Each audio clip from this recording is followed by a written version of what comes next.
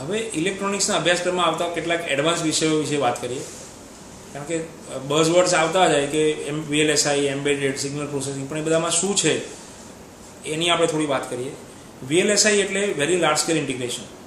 કોઈ પણ એપ્લિકેશન અથવા સિસ્ટમનું એક ચિપની અંદર કન્વર્ઝન કરવાનું, કે આ ફક્ત એક ચિપ અને એની આજુબાજુના થોડા હાર્ડવેર લોજિકની મદદથી તમે આખી સિસ્ટમ ઉપયોગમાં લાવી શકો. VLSIના કારણે આપણી ઇલેક્ટ્રોનિક સિસ્ટમ છે ધીમે ધીમે મિનિચરાઇઝેશન તરફ થતી ગઈ, અને એની અંદર આજે કેરિયરના ભારત ખાતે તેમજ US, UKમાં કેરિયર કામના સારામાં સારા ચોઇસીસ અવેલેબલ છે. જાપાન, ચાઇના, USA, UK આ બધી જ કન્ટ્રીઝમાં VLSI માટેના એક્સપર્ટ્સની આજે પણ અછત છે, અને ઇન્ડિયામાંથી મેક્સિમમ ઇલેક્ટ્રોનિક્સ એન્જિનિયરો આજે સિલિકોન વેલીમાં આ ફિલ્ડની અંદર કામ કરી રહ્યા છે. એમ્બેડેડ સિસ્ટમ એટલે આપણે એમ કહીએ કેમેરો, તો કેમેરો એક પ્રકારની એમ્બેડેડ સિસ્ટમ છે.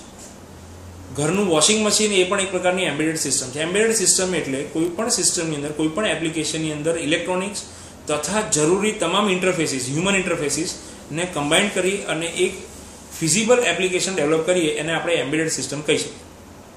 એટલે ઇલેક્ટ્રોનિક્સના અભ્યાસક્રમની અંદર ડિજિટલ ઇલેક્ટ્રોનિક્સ, પ્રોસેસર્સ, કંટ્રોલર્સ આ બધાનો ઉપયોગ કરી અને આપણે આ બધું અને ઇન્ટરફેસીસ અને એમ્બેડેડ એપ્લિકેશન ડેવલપ કરી શકીએ. સિગ્નલ પ્રોસેસિંગ આજની તારીખમાં એક ક્રુશિયલ એપ્લિકેશન્સ છે, જેની અંદર એન્ટેના એટલે સેટેલાઇટના એન્ટેનાથી જે સિગ્નલ રિસીવ કર્યા પછી, અથવા ધારો કે આપણે એમ કહીએ કે માર્સ ઉપર રોવર મોકલ્યું, તો રોવરે જે ઇમેજ કેપ્ચર કરી છે એ ઇમેજને પ્રોસેસ કરી અને એન્ટેના થ્રુ એટલે કમ્યુનિકેશન થ્રુ આપણે ગ્રાઉન્ડ સ્ટેશન ઉપર મોકલીએ ત્યારે જ આ ડેટા આપણે પ્રોસેસ કરી શકીએ છીએ અને માહિતી મેળવી શકીએ છીએ.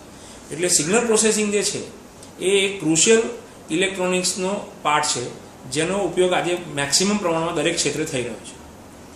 Mobile communication, digital communication, wireless communication આ બધા જ એકબીજાના પર્યાય આજે બનતા ગયા છે. કોઈ પણ કમ્યુનિકેશન છે ડિજિટલ કમ્યુનિકેશનમાં જ કન્વર્ટ થાય છે. મોબાઈલ કમ્યુનિકેશન, સેટેલાઇટ કમ્યુનિકેશન પણ ડિજિટલ ફોર્મમાં કન્વર્ટ થતું જાય છે, અને જેના કારણે વિદ્યાર્થીઓ આ ફિલ્ડની અંદર પણ જો ચોઇસ કેરિયર બનાવવા માંગતા હોય તો એમના માટે ઇલેક્ટ્રોનિક્સ એ ખૂબ ઇન્ટરેસ્ટિંગ વિષય રહેવાનો છે. એન્ટેનાસ, આજે આપણે મોબાઈલ એમ કહીએ કે મોબાઈલ પર વાત કરી શકાય છે, પણ એ સિગ્નલ ક્યાંથી આવે છે? સામેવાળાની વાત જે છે એ આપણે સાંભળીએ છીએ કે તો આપણો અવાજ એમને સંભળાય છે, ત્યારે આપણા મોબાઈલમાં પણ એક એન્ટેના લાગેલું છે. એન્ટેના દરેક અલગ અલગ એપ્લિકેશન પ્રમાણે અલગ અલગ પ્રકારના એન્ટેના ડિઝાઇન કરવામાં આવે, અને એની અંદર પણ વેરાયટી, માઇક્રોસ્ટ્રીપ પેચ એન્ટેનાસ, ટીવી માટેના એન્ટેના, ડીશ એન્ટેનાસ, આ બધા જ એન્ટેના અને એના પ્રોસેસિંગ એ ઇલેક્ટ્રોનિક્સનો એક ભાગ છે.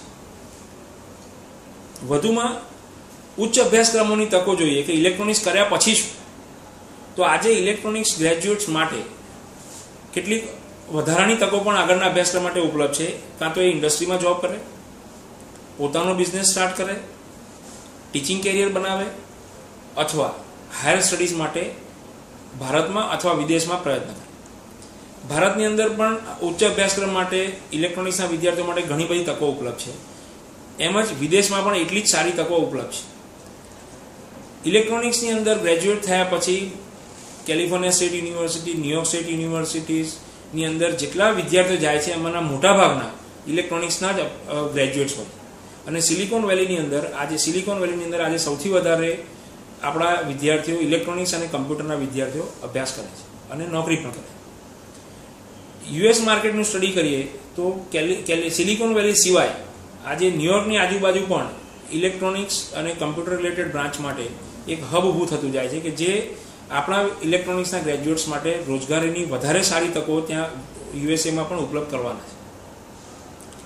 એ સિવાય ધારો કે એમ લાગે કે ઇલેક્ટ્રોનિક્સનો અભ્યાસક્રમ કર્યો, હવે મને ઇલેક્ટ્રોનિક્સમાં તો મજા આવી ગઈ, પણ મને સિનિયર મેનેજમેન્ટ તરીકે કામ કરવું છે, તો MBA માટેની તકો પણ ઇલેક્ટ્રોનિક્સના વિદ્યાર્થીઓ માટે એટલી જ ઉપલબ્ધ છે કે જે મિકેનિકલ માટે ઉપલબ્ધ છે.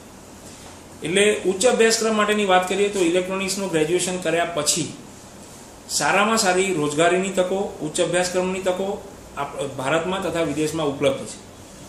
અને મેરિટની અંદર વાત કરીએ તો ઇલેક્ટ્રોનિક્સનો જે ગ્રેજ્યુએટ છે એનું ઇન્ટેલેક્ચ્યુઅલ લેવલ બીજાની કમ્પેરિઝનમાં ઘણું સારું ડેવલપ થતું હોય છે કમ્પ્યુટર અને ઇલેક્ટ્રોનિક, કારણ કે એમનો જે અભ્યાસક્રમ જે છે એ application development, creativity, software coding, જે એનું લોજિક સ્કિલ બિલ્ડ કરે છે, જેના કારણે ઉચ્ચ અભ્યાસક્રમમાં જ્યારે અહીંયાથી જાય છે ત્યારે વધારે સારું પરફોર્મન્સ આપે છે.